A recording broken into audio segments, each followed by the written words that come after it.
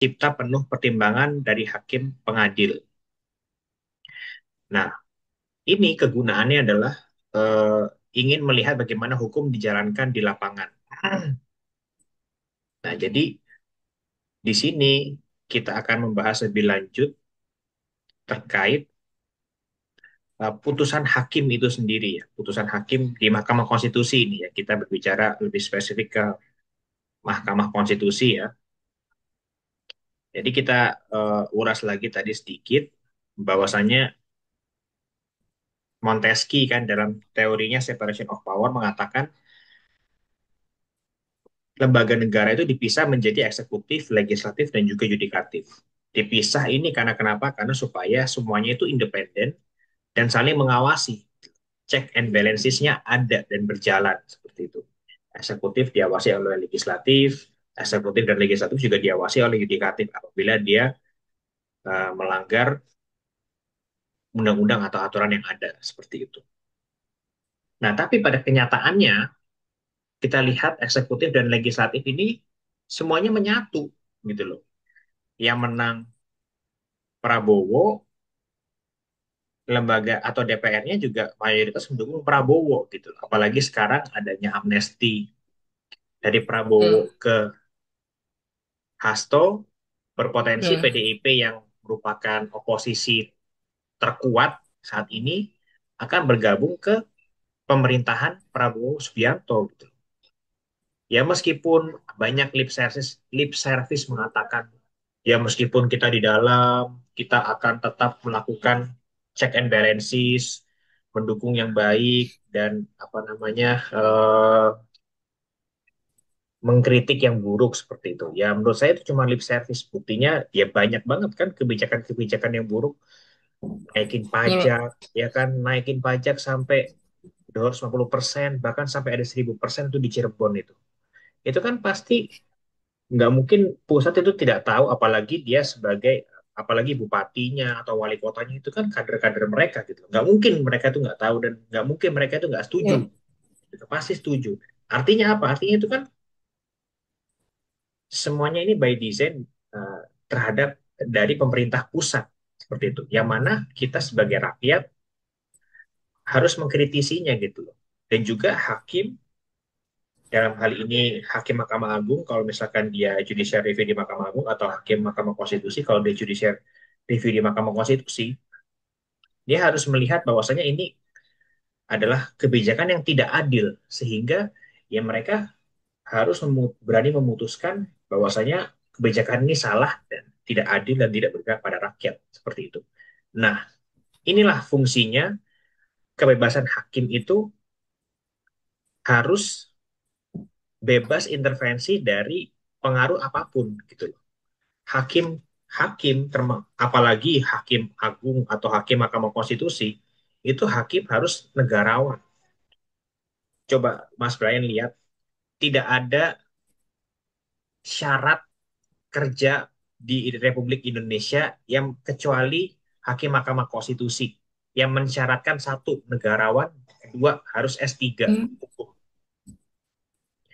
Iya, Syarat yang betul. paling susah masuk itu adalah syarat hakim konstitusi karena S1 dia harus S3 dan S1 sampai dan S1 dan S3-nya itu harus hukum. Jadi kalau S1-nya hukum, S3-nya ilmu politik nggak bisa. Harus S1 dan S3-nya itu ilmu hukum. Kemudian dia harus negarawan. Negarawan tuh udah orang yang selesai dengan dirinya sendiri. Nggak ada. Bahkan anggota DPR itu nggak harus negarawan. Bahkan presiden coba cek, nggak ada negarawannya. Hakim konstitusi itu harus negarawan. Artinya apa? Artinya saking high level banget dia itu persyaratannya seperti itu. Nah, maka dari itu hakim konstitusi itu dia harus orang yang sangat adil, harus orang yang sangat bijaksana dan sangat memahami hukum itu sendiri, terutama filsafat hukum gitu. Sehingga dia bisa memberikan keputusan yang adil dan tidak berat sebelah, tidak berat kepada rakyat, misalkan tidak berat kepada pemerintah, dia harus bisa menerapkan hukum yang seadil-adilnya gitu. Karena kadang pemerintah bisa nggak adil nggak, Mas Bayan? Oh, Bisa menerapkan kebijakan yang nggak adil nggak? Tapi rakyat bisa juga nggak? bisa. Ya bisa. Oh, Kalau rakyat bisa nggak adil. bisa. Ya meskipun itu peluangnya sangat tipis ya. Karena kan kebijakan itu dibuat oleh pemerintah. Tapi ya mungkin saja gitu loh. Masyarakat itu tidak punya pengetahuan sehingga dia menginginkan kebijakan yang hanya menguntungkan dirinya sendiri aja bisa juga. Tuh. Nah, hakim MK itu harus menjadi penengah dan menjadi apa? Pemberi keputusan yang seadil-adilnya karena dia adalah wakil Tuhan di muka bumi ini kan. Nah, memang kalau kita lihat dari apa backgroundnya ya, John Locke kan mengatakan kenapa sih kok ada separation of power itu? Karena dulu itu kekuasaan politik absolut itu hanya di tangan raja gitu. Hanya di No. tangan raja. Ini kita bicara di eh, Eropa ya, bukan di negeri misalkan negeri Islam karena kalau di Islam itu sudah lebih modern. Di Islam itu ada namanya Ahlul Hali wal Aqdi. Itu semacam DPR sekarang. Jadi kalau di eh, kerajaan Islam itu dia ada memang dipimpin oleh raja atau sultan ya, tapi dia itu ada penasehatnya, penasehat penasehat kerajaan dan dia juga memberikan masukan untuk membuat kebijakan dan lain sebagainya dan berfungsi sebagai check and balances itu seperti cikal bakal DPR saat ini. Nah, tapi enggak karena John Locke itu tinggal di Eropa, maka dia melihat bahwasanya hukum di Eropa tuh ya hanya terfokus kepada raja aja gitu loh. Dia enggak ketika raja ngomong A itu sudah dikatakan benar dan tidak ada yang boleh protes. Nah, ini yang dikritik oleh John Locke gitu loh. Sehingga kekuasaan raja itu harus dilucuti seperti itu. Maka dia itu dibagi menjadi tiga, yaitu eksekutif, legislatif, dan federatif kan kalau John Locke. Kemudian disempurnakan oleh Montesquieu itu menjadi kekuasaan eksekutif, legislatif, dan juga yudikatif. Seperti itu. Nah, kemudian Jangan. eh, dalam trias politika itu ya, kekuasaan kan Hmm. memang dibagi menjadi tiga cabang tadi ya, eksekutif, legislatif, dan juga yudikatif. Sehingga salah satu aspek utamanya, salah satu aspek utama dari trias politika adalah pemberian kekuasaan kehakiman kepada hakim-hakim yang independen seperti itu. Dan ini memang sudah di apa namanya ada dalam undang-undang kehakiman ya bahwasanya hakim itu harus terbebas dari segala macam intervensi ya kan dari siapapun baik dari pemerintah ataupun rakyat seperti itu ya sehingga hakim itu boleh menerima masukan masukan dari ahli dari masyarakat tapi dia tidak boleh terikat secara hukum gitu loh sehingga sifatnya kalau mau memberi masukan ya sifatnya hanya saran aja gitu loh bukan sesuatu yang harus Oh, dilakukan oleh si hakim itu. Serta konsep ini menekankan pentingnya kebebasan dan kemandirian hakim dalam menjalankan fungsi kehakiman secara adil dan berdasarkan hukum. Jadi yang paling penting adalah adilnya itu dan berdasarkan hukum. Berdasarkan hukum ya maksudnya asas legalitas ya kan.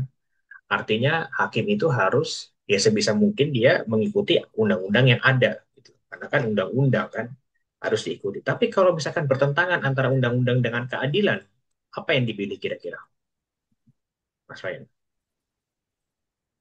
Kalau misalkan keadilan. ada, kenapa keadilan? Kenapa nggak hukum aja?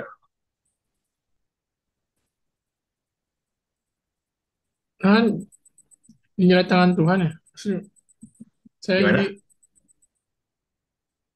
kan hakim ya apa? Hakim kan kayak Tuhannya dunia, jadi kayak pasti dilihat Wakil dari Tuhan, nilai keadilannya juga, Pak. Wakil Tuhan. betul. Karena kan hukum itu tidak selamanya benar ya. Hukum itu tidak selamanya benar dan tidak selamanya adil.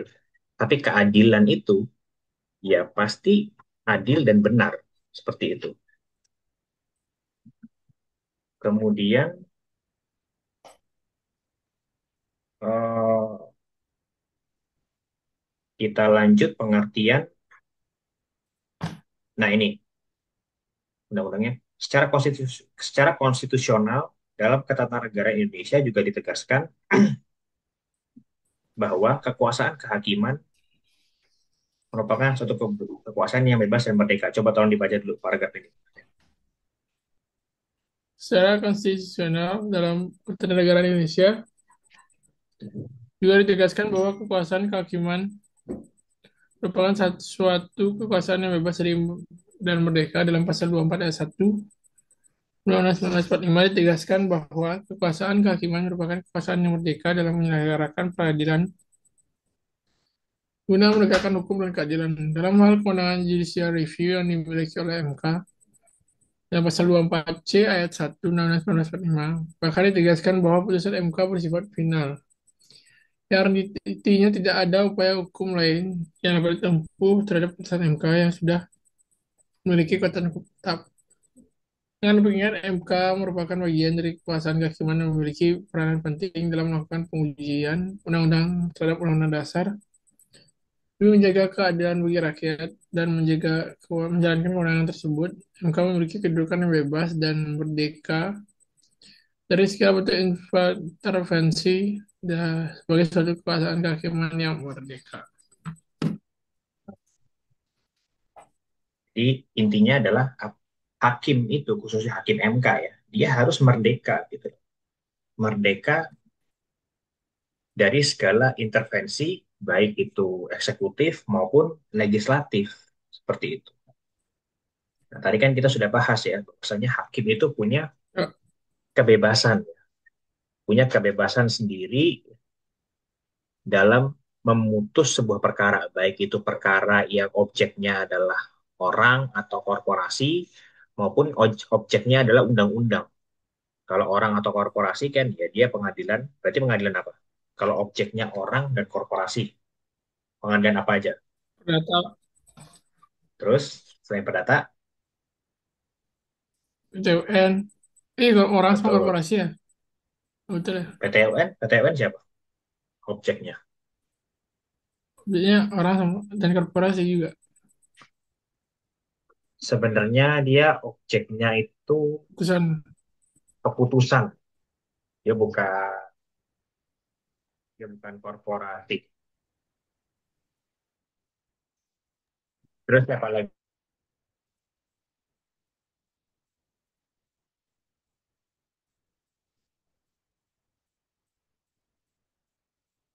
Coba,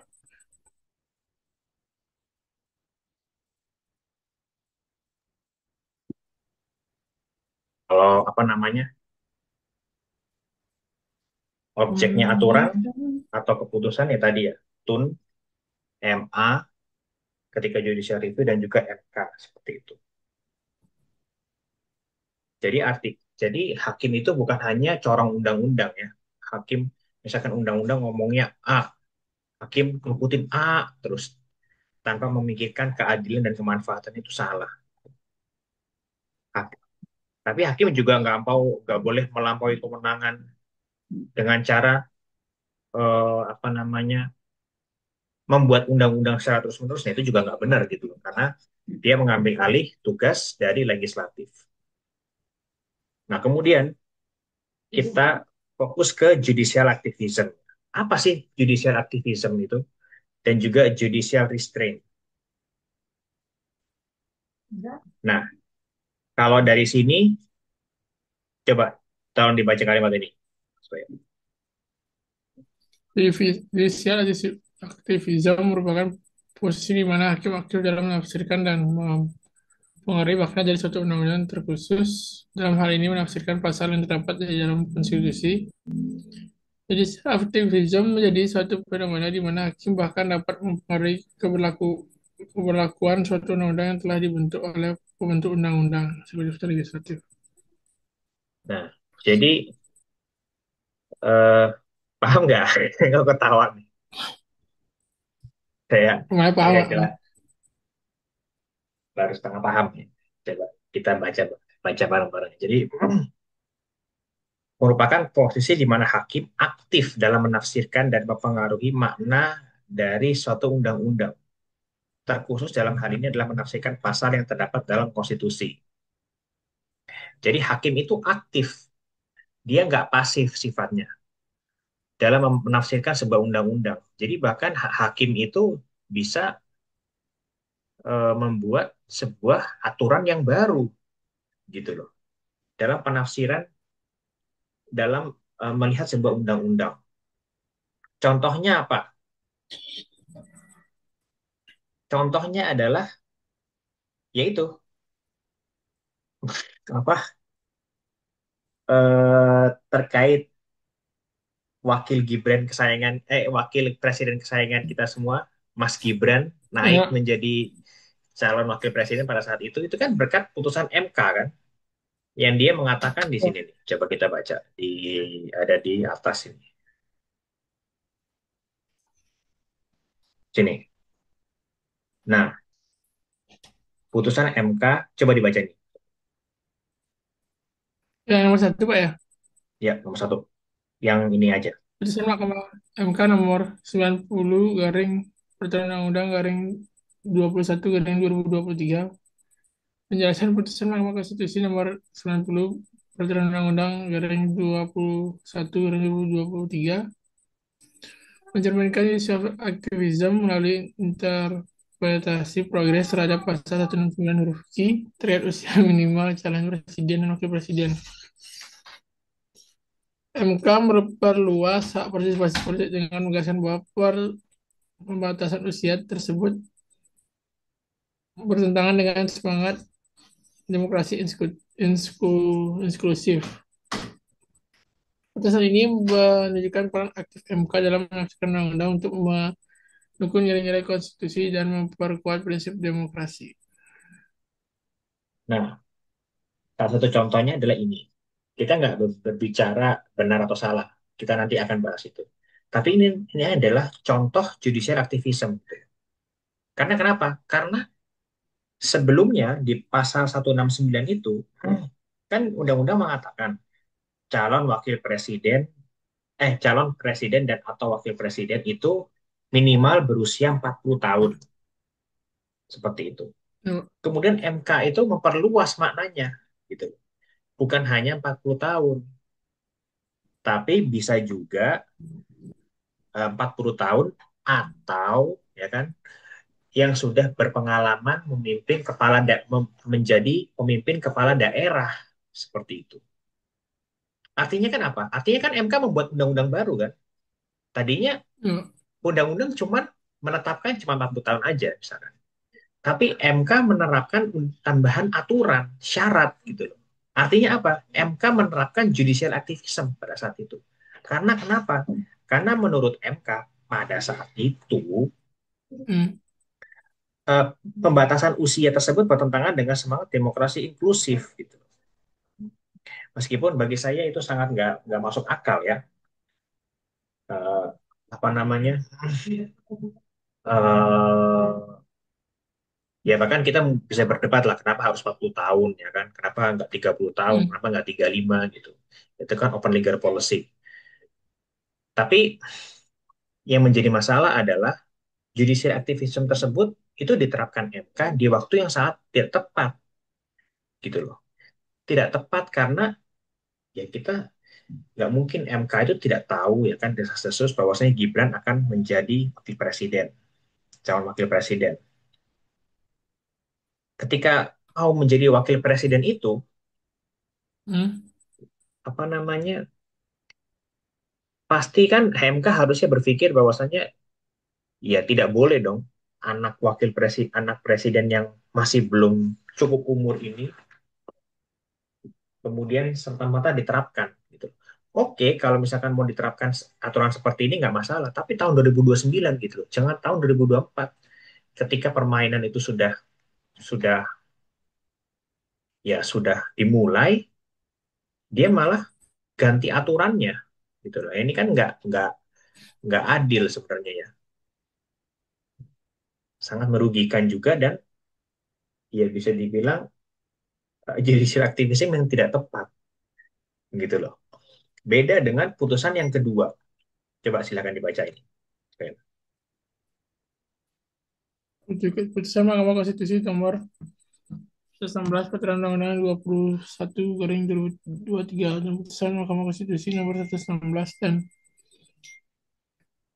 Peraturan Undang-Undang 21 tahun 2023 yang menyatakan bahwa ambang batas parlemen 4% konstitusional bersyarat karena dianggap bertentangan dengan prinsip kedaulatan rakyat. Dengan menafsirkan aturan tersebut secara lebih luas, MK mengambil langkah aktif untuk melindungi prinsip kedaulatan rakyat dan memperluas partisipasi politik.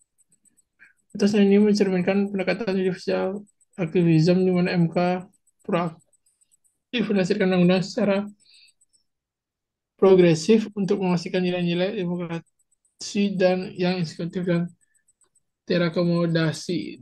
Terakomodasi. Nah, saya tanya dulu Mas Bayan. Paham nggak nih? Apa itu ambang batas parlemen 4%? Batas batas untuk masuk ke DPR RI kan, Pak? Betul. Jadi contohnya gimana? Misalkan ada partai baru, misalkan PSI. PSI, PSI suaranya 3%. Dia bisa masuk DPR enggak? Nggak bisa, Pak. Nggak bisa ya. Oke.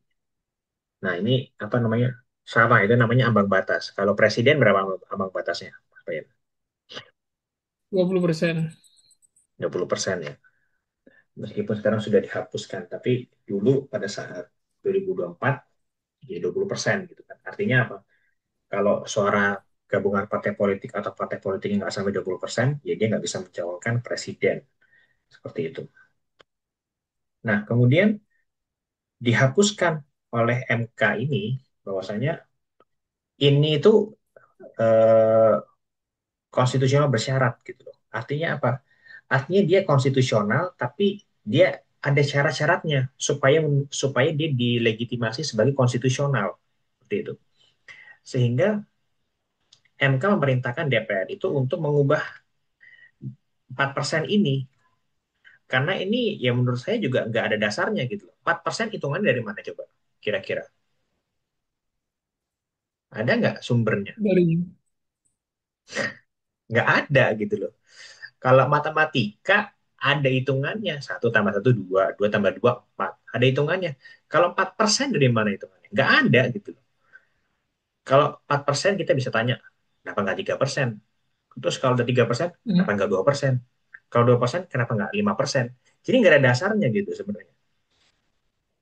Justru ini saya setuju karena ini membuang suara rakyat secara secara apa namanya? Secara tidak langsung gitu loh. Artinya apa? Misalkan contoh PSI, ya meskipun saya tidak terlalu suka dengan partai tersebut ya, tapi kita harus apa objektif ya. Misalkan PSI 3% dia kalau nggak salah ya, 2% atau 3% gitu. Dia mendapatkan suara 3%. Dan 3% itu kalau dikonversi ke suara itu bisa mungkin 1 juta, 2 juta, katakanlah ya, contoh. Nah, berarti kan kita menyanyiakan 1 juta, 1 sampai 2 juta suara rakyat Indonesia gitu loh, yang sudah memilih ya kan, yang sudah anggarannya juga udah keluar, tapi kita malah menyanyiakan suara mereka, sehingga apa? Sehingga suara mereka tuh nggak kepake gitu loh. Padahal harusnya kan kepake kalau mau adil ya kan. Kalau mau adil, menurut saya ya sudah gitu loh. Mau berapapun nilainya, masukin aja ke DPR. Mau 1 orang kek, mau 2 orang kek, nggak masalah. Yang penting dia ada representasinya gitu loh. Karena dia dipilih oleh rakyat gitu. Kecuali ya terpilihnya 0,0001 atau 1 orang yang pilih, nah itu beda ya. Nggak mungkin kan seperti itu. Tapi kalau jutaan orang, ratusan ribu orang kan masa iya nggak masuk DPR? Kita harus objektif juga gitu, harus adil kan. ya, Seperti itu. Nah, ini memang menjadi sebuah dilema ya. Kenapa DPR itu tidak mau mengubah ambang batas parlemen 4% ini. Seperti itu. Dilemanya kenapa? Karena ini ya menjadi tarik-menarik politik antara ambang batas presiden 20% dan ambang batas parlemen 4% gitu, Mas Bayan. Korelasinya di mana coba kira-kira? Ini kalau Mas Bayan bisa jawab hebat banget. Apa korelasinya? Jadi gini, Jadi, ah, apa? Gimana? jadi gini, Pak. Jadi gimana? Jadi gimana? Jadi Kenapa kenapa DPR nggak mau mengubah ambang batas parlemen 4%? Dan kenapa ambang karena batas 20? Nah, kenapa? apa? Dan kenapa? Dan kenapa sama batas 20%? Dan kenapa ambang batas presiden 20% juga nggak mau diubah? Ini politik.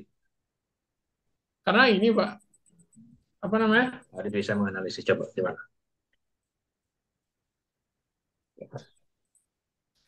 Aku saya jawab karena kalau Nggak apa-apa. Kan nggak divonis bersalah nanti kalau jawabnya salah. Silakan jawab aja. kalau untuk kepentingan politik pasti ini, Pak ya, bakal banyak nanti ada partai baru yang buat suara kan, jadi otomatis kayak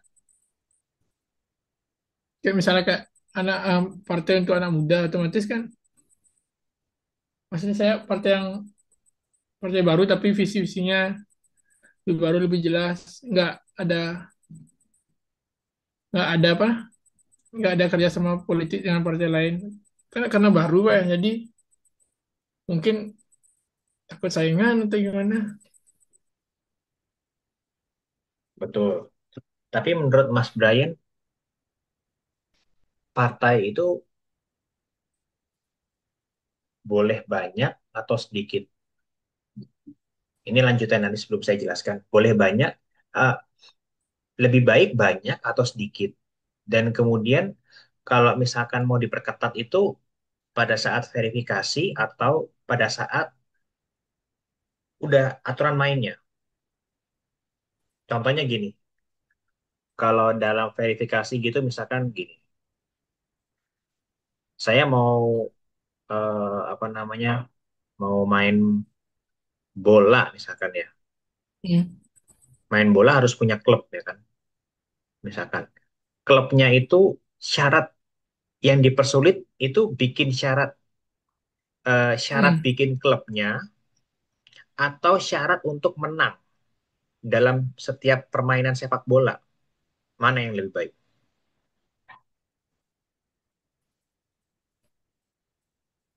Coba analisis saja. Saya Gimana? bikin klubnya, Pak. Apa? Syarat bikin klubnya. Hmm. Kenapa? Karena kan pasti butuh izin, banyak butuh modal, banyak butuh ini. Heeh. Kenapa itu lebih baik dibandingkan syarat untuk menang yang dipersulit? Kenapa? Karena kalau dipersulit syarat untuk apa buatnya itu kan otomatis terseleksi untuk buat orang-orang yang buat partai politik. Partai jadi nggak sembarangan orang bisa buat partai politik klub. Betul. Sedangkan syarat kemenangannya Saya tidak perlu kemenangan dipersulit. Tidak perlu tidak dipersulit. bisa ya, Pak. Ya, bagus pendapatnya. Saya hargai. Cuma kita ulas lagi tadi ya. Kenapa parlemen 4% itu tetap dipertahankan dan parlemen 20 apa presidensial threshold 20% tetap dipertahankan. Jadi itu ada tarik-menarik politik sebenarnya Mas Bayan. Jadi partai-partai kecil Ya. eh, ya partai-partai kecil itu menginginkan 4% ini dihilangkan gitu loh. Bahkan kalau bisa turun 3 menjadi 3% atau 2%. Karena kenapa? Supaya apa? supaya mereka bisa masuk. Supaya mereka bisa masuk, gitu loh. Pun sama dengan apa namanya partai-partai besar gitu. Partai-partai besar itu menginginkan apa? Kan dia tetap Menginginkan harus menang. Nggak ada saingan. bisa bisa mencapai bisa bisa apa namanya ya bisa mencalonkan presiden dan terus menang gitu loh. Nah, kita bisa lihat presidensial threshold itu digugat atau apa namanya ditentang oleh PKS ya kan dulu posisi ya kan. Ya, PKS itu ya nggak terlalu besar lah 8%, 9% ya kan. hmm. Dan dia memang ideal, ideal seperti itu, harusnya seperti itu ya. Nah, ketika dia menggugat itu, ayo turunkan ambang batas presiden bahkan kalau bisa 0% seperti itu. Hmm. Di- Sama partai-partai besar dikatakan oke, kita hapus presidensial threshold menjadi 0%, tapi parlemen parlemen parlemen threshold atau ambang batas parlemen kita naikin jadi 10% ya. Mau nggak? Mereka nggak mau gitu loh. Karena kalau jadi 10%, ya siapa yang masuk? Ya paling Gerindra, ya kan Golkar, PDIP, Iya ya. Demokrat, PAN paling. PKS ke bawah ya udah nggak mungkin masuk gitu loh. Maka dari itu, oh ya udah deh, kita nurut aja. Kita, oh, udah deh nggak usah diubah. Jadi itu tarik-menarik politik itu sangat kuat gitu loh. Yang partai kecil nggak mau ambang batas parlemen itu ditinggiin, yang partai besar nggak mau ambang batas presiden diturunin gitu loh. Sehingga apa? Sehingga ya ini nggak ada apa, nggak ada ujungnya gitu loh, kayak lingkaran setan. Maka yang bisa memutus siapa? Ya Mahkamah Konstitusi sebagai the guardian of the Constitution ya kan, yang menjaga hak asasi manusia, hak-hak konstitusional masyarakat, memperbaiki sistem demokrasi, ya dia gitu loh yang harus memutuskan masalah tersebut gitu loh. Karena kalau nggak siapa lagi coba? Bisa bayangin nggak? Kalau misalkan hakim konstitusi nggak mau pakai judicial activism ini, oh ya udah, Indonesia makin makin nggak karuan sistem politik dan sistem pemilunya gitu loh. Maka hakim MK itu harus hakim yang benar-benar ya tadi negarawan dan juga berani gitu loh. Dia nggak takut dengan kekuasaan apapun meskipun ya saya tahu resikonya ini sangat besar ya kan, sangat besar bagi dirinya atau bahkan keluarganya ya kan, mungkin diancam dan lain Iya. sebagainya. Tapi ya gimana Mas Roy? Kayak misalkan contohnya kita ngomong hakim, misalkan kayak hakim ya Tom Lembong misalkan lah mengatakan ya kita ngomong pasti hakim tersebut juga mendapat tekanan dari Nah, oligarki atau ya seperti itulah. Tapi di sisi lain dia juga harus menjaga undang-undang. Tapi di sisi lain hak anaknya terancam, dirinya juga terancam, karirnya terancam. Kira-kira pilih yang mana, Mas Bayan?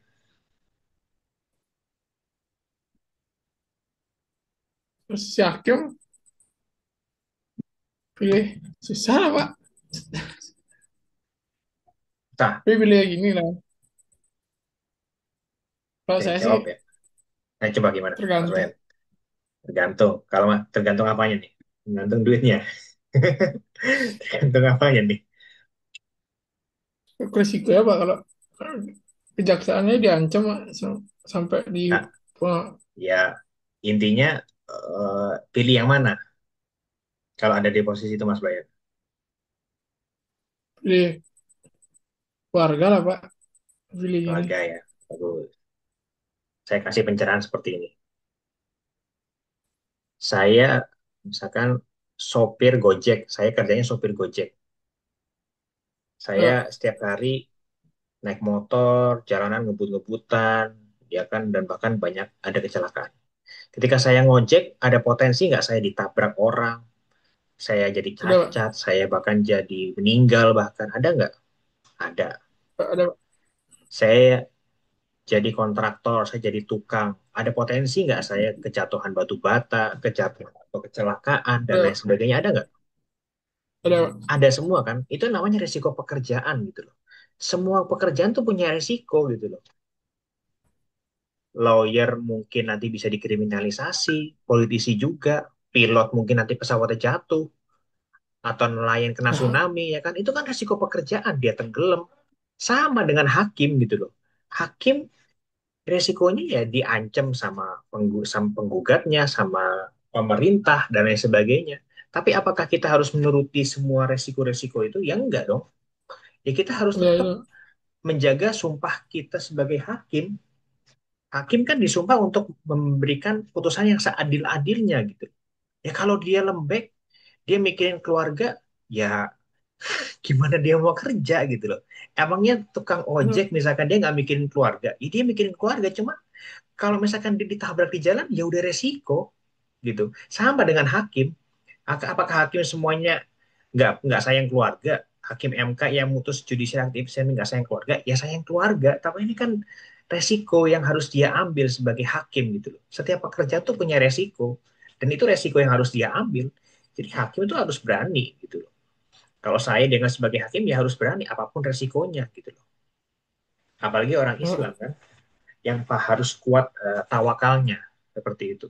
Jadi nggak ada kata, nggak ada oh ini takut nanti kalau saya nggak menuruti kekuasaan nanti saya diancam, di bahkan dibunuh atau bahkan keluarga saya diapain lah.